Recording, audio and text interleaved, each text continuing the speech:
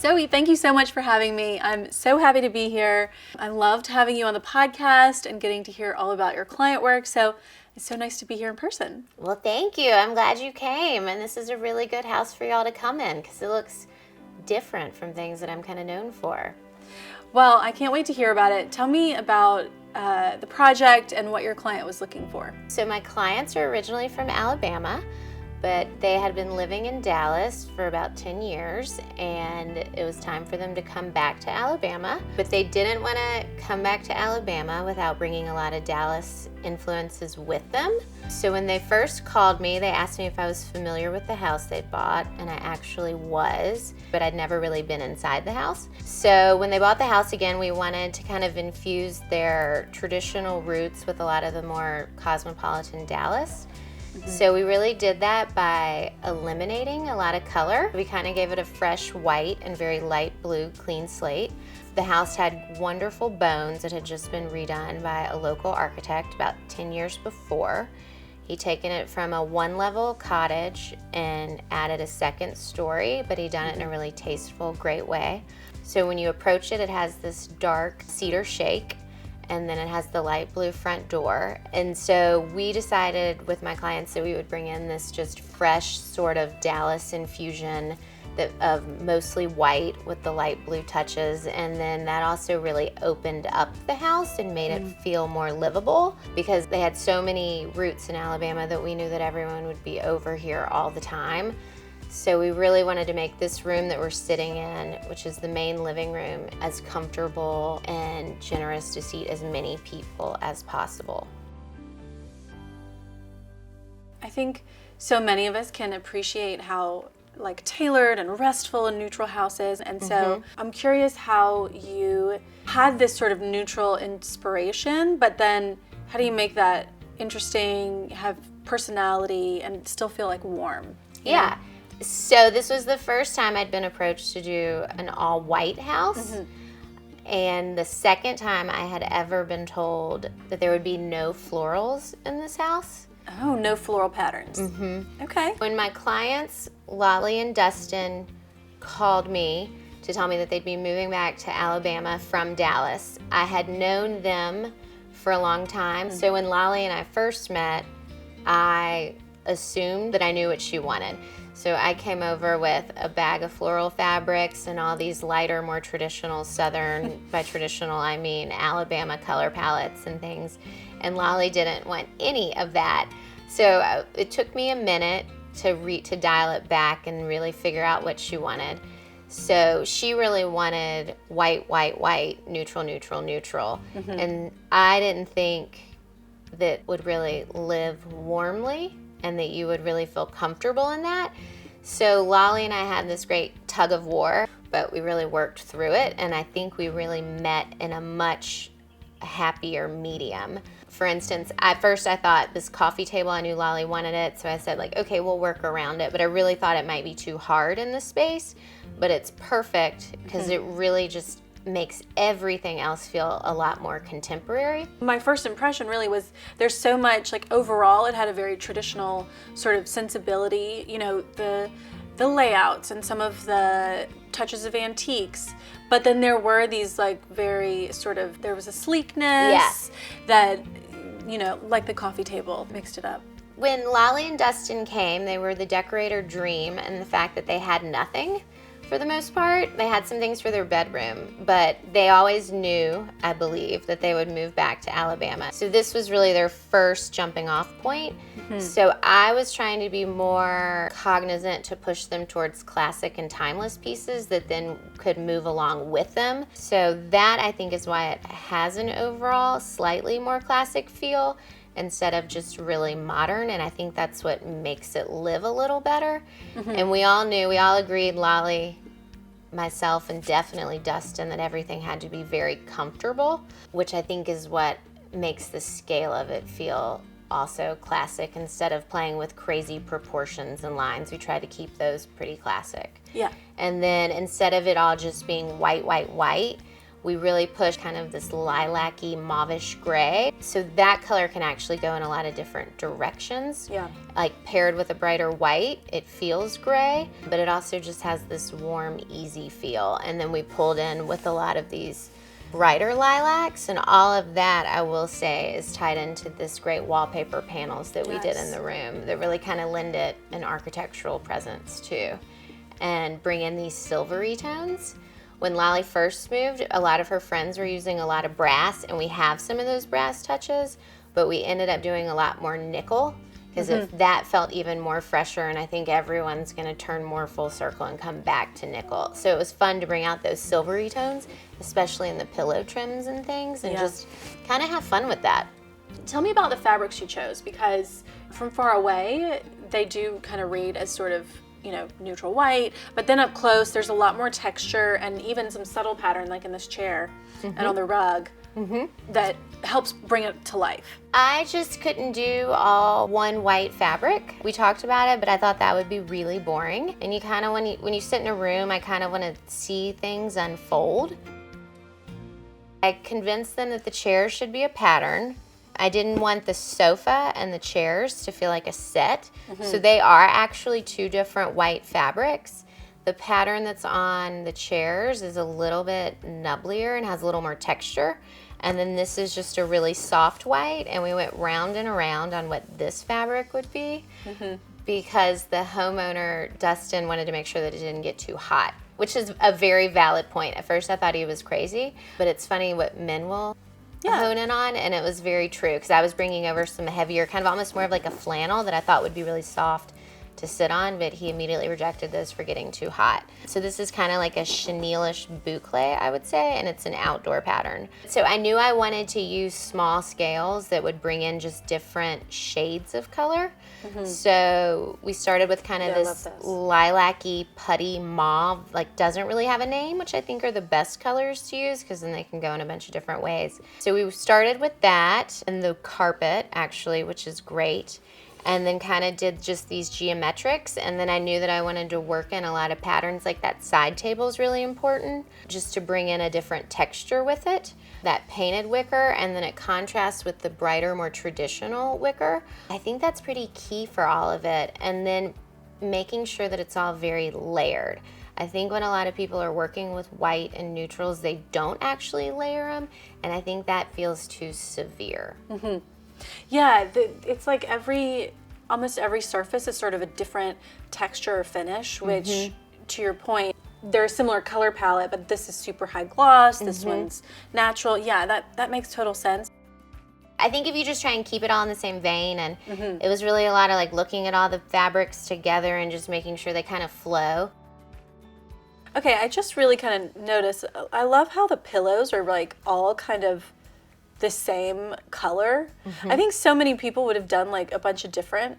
So what was the reasoning behind doing all kind of one shade in the pillows? Because I thought it would be easy. When like pillows, you can really lose your mind over as far as a decorator, and then if you really finding that exact right pattern, and I really wanted this room to feel easy and live easy. They also just had a baby, so that was the big deadline to get everything done. So I didn't want them to be stressing like you would over a new house, over like this pillow belongs in this chair, and like constantly moving it around. And smart, yeah. And I think color blocking is fun. So we just narrowed it down. We just picked two of these purple fabrics, and then I took them to the upholsterer, and then we did this silvery green trim. Yeah, and they're really fabulous squares, and just told the upholsterer to go nuts and do whatever she could. So we just alternated the trim colors. So this trim is the same color as the body of this pillow, and then we flip-flopped them and ran the tape along the edges. And then you kind of, your room's just done and you can throw it. I feel stressed when I have clients that feel like they can't move things around in their house. And sometimes when you go nuts with all those patterns, they think this chair has to stay here, and it shouldn't be like that. I love that idea though, of like all the pillows, even if you don't do one pillow across your whole living room, like having all the pillows work on each of the different Yeah. pieces. Because that's what's going to that's happen, easy. especially as you really live in your house and as you have kids. They're going to move stuff around. So I think it's better to have just a flow. I don't want everything to be matchy-matchy. Right. But it's all got to kind of work together. Right. It's like if these chair pillows came over here because, Yeah, there'd be no difference. Yeah, like it, yeah. And these can migrate to the chair where you are. So it's just a blend. We didn't talk about how connected it is to the breakfast area and the kitchen. How did you sort of make sure this felt dressy but livable, but it's also right next to your kitchen, so it flows nicely? How did you kind of work that out? Before, there was a banquette there, but it was really just a hardwood bench. So I imagined that they would really be sitting there watching this big TV. So that banquette needed to be really comfortable. So we did a really nice, comfortable, extra thick cushion on that banquette that we redid. And it is also covered in a small kind of puttyish print Tebow fabric that's a Tebow Performance. And then we dressed it up a little to kind of flow with the rest of this room with this fun leather cord. For the table, we just did a clean, modern Serene style marble topped oval, thinking that the marble top would feel cohesive with the actual marble counters and that the oval's so easy to work around. Yeah. And then we paired it with lighter made goods wicker chairs that can be pulled in and out. Because this is the type of house where like people are here all the time and they're watching football games. So you can easily flip those chairs around and move them in so everybody can be right here. That was the premise for why we bought those chairs. Yeah. Well, I love the tulip table and how it does kind of add in that sleekness that you said your clients wanted, but then against kind of a more dressy living room, like it works. They really balance each other nicely. We got to move into the dining room because that was one of the first rooms that I saw in the project, and I love that space because it really kind of captures what you were saying your client wanted. It's a little bit traditional, but it has a sleekness and like a sculptural element to it. There's so many lovely shapes, and they all really stand out against that blue wall. So what was the inspiration in there? Thank you. That dining room was originally, I believe, the living room of this house. So it has this great little mantle that's pretty small in scale, and the architecture of the room is really important. And as Lolly does love this lilac-y gray color, she also loves blue, and she's also very clean and understated. So I convinced her in there that we would do blue, also because you see it from the street. So I was kind of channeling this clean Swedish, also with the touch of Southern. So I thought that nickel lantern felt very Southern. And then we did the room blue, and to pick out the great millwork, I did a tonal color. So it's a darker blue on the walls, it's still very light, and then an icier blue on that one paneled wall. And then just to keep it clean but pretty classic, we did that intentionally underscaled round convex mirror that felt just really modern, kind of masculine, honestly. Something about a convex mirror always feels masculine to me. Like it goes in a library or something. Yeah, and the room sort of has those proportions, so that felt right in there to me. And then, again, because I didn't have any furniture at the time, we really wanted to order pieces that could grow with them. So we have this great hickory chair table that extended as an oval, but really they live with it as a circle, and I just imagined down the road it could end up as an entry table or a little breakfast table or anywhere. But it's that traditional dark wood table, which she really wanted a dark wood table. But that one, when you really look at it, has kind of updated, fresher lines on the base of it. And then the white on white chairs were great. And then she really wanted something that felt very different. So we did that fluted sideboard in there. I love that piece. Yeah, that really updates it and feels unexpected. But the color palette is just very clean and soft and pretty cool. It's a funny mix of, like, the rug is very cool. There's the trim color on the wall is very cool, but the overall wall color is really pretty warm and has a lot of dimension in it intentionally. Because you really see that. That's like the welcome from the street and when you walk in. Yeah, I loved the wood table in there. The wood just really kind of anchors the whole space. And then the round mirror with the sort of oval lantern and the round table, like it just felt so sculptural. I don't know, I just kept coming back to that word with with all the different shapes. It's really a less is more room, which was fun. Right now, y'all are going to see it all set, but when it's all clean, it is just super sculptural and feels really done. Yeah.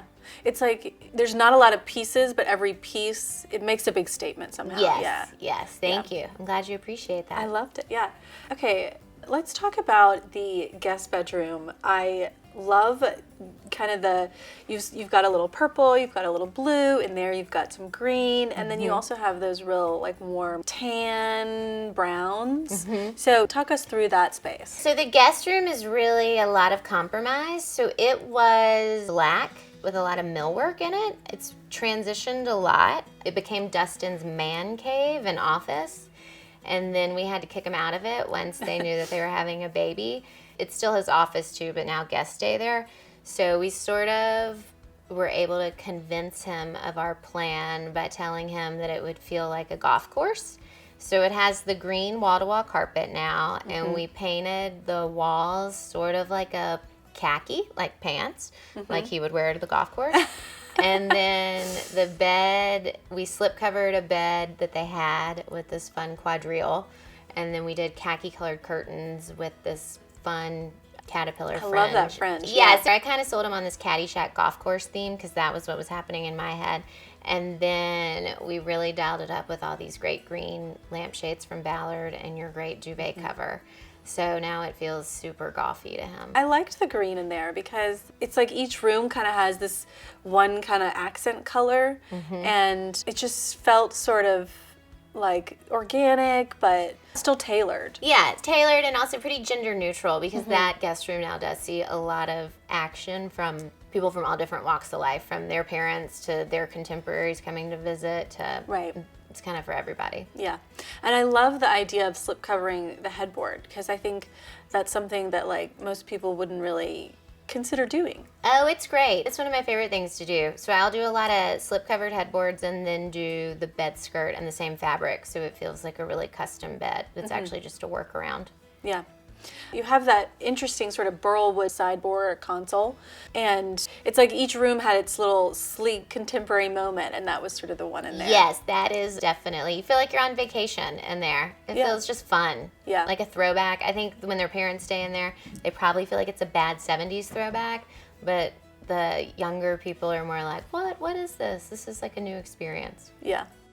Okay, let's go upstairs and talk about the primary bedroom because you've sort of repeated that lilac color up there, and that's such a pretty color for a bedroom. It's just so soft and but you know, very restful too. So in the primary bedroom, we went round and round on color. At one point there was going to be no color, and then they both kind of decided on blue because that's an easy color. But I thought y'all have too much blue already between the front door, the backsplash, and the kitchen, and then the dining room. Blue And the powder room. Yeah, and the powder room. Blue felt pretty easy. So it's sort of, is it purple, is it gray, is where we arrived. And we didn't want Dustin to feel like he was sleeping in like a grape.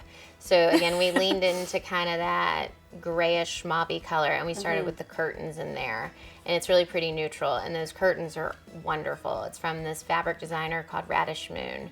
And they're kind of like earthy and organic, but have some texture, and they just bring a lot to the room. I loved the pattern and how, organic and sort of almost like watery. Kind of. Yeah, is it water? Is it tie-dye? Is it like a Rorschach test? Yeah, it can be anything. Yeah. So that's, I think, what you want in a master bedroom. You want him and her to feel equally comfortable. And then we had more fun with the girlier bits in her side of, because they have his and her bathrooms on opposite sides, which is nice because then you can really bring out their personalities on those sides. Yeah. So we gave her that really feminine, fun chair with the button tufting. It's like a very old Hollywood, like starlet kind of it's super. feel. It's really elaborate with the trim and everything. The upholsterer thought I was nuts, but that's okay. There is a wing back in there that he got from his parents that we upholstered, and this kind of silvery gray corduroy.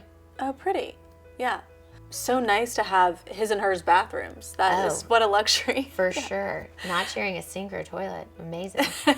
And then across the hall, there is little David's room, the baby. So tell us about that space. I think it was the fastest space we did in the house. It's going to be the designated nursery going forward, assuming that there are more babies. So that space will always be the nursery, but upstairs, nursery is a twin bedroom for the secondary bedroom. Okay. So everything in that room was the bed, and the Roman shades were designed that they can move across the hall as David gets older. Even the shades. Okay. So we did these great Roman shades that are blackout, and those will move with him. And then we did this great day bed that's a gray outdoor performance fabric, and we went ahead and we fully upholstered both sides. So the day bed can come apart and become twin headboards for him when he gets out of the nursery. That is so smart. Thank you. What a genius idea. I would have never thought that that could kind of come apart and become two twin beds. Yeah, I was just planning ahead. Like, I was thinking, like, okay, let's just go ahead and upholster them both. So that's what will happen with that. But the room is blue and white with gray, kind of like the rest of the house, a lot of geometrics. That room started with the America Meyer, which is this great fabric designer. And then we did 3 Euro shams and another America Meyer on the daybed. And it all came together, and we did a lucite crib because that felt very Dallas. And then I was in Dallas for another work project, and I saw the crib in another Dallas shop, so that felt like a good find. Yeah. Well, it feels very almost cocoon-like in there and cozy. Yeah, with the great eaves in the roof, it feels like a really classic kids-shaped bedroom, you know, from like the Secret Garden or whatnot. But all redone for 2024. I love it. Okay, what about outdoor? Because they've got this great fenced-in little backyard, but you've done something kind of interesting in the patio space. So they really live outside. They don't have a huge yard, but what they did was they have this black fence that kind of goes away and feels really lush. And then they have a lot of outdoor furniture. So to make it all feel bigger and make it feel more like a destination, we hung these great Ballard design mirrors all around the dark fence, the Grand Palais, so it feels double and it feels more like you're at a cool hotel or something. It does, yeah. And they have parties all the time and host showers for people, so now it really feels like a destination. So we used one of your umbrellas outside because before there really wasn't any shade, but I think everybody wants to have some shade in Alabama. Yeah. So if it's not a screen porch, I do always try and do some sort of a big umbrella. Yeah.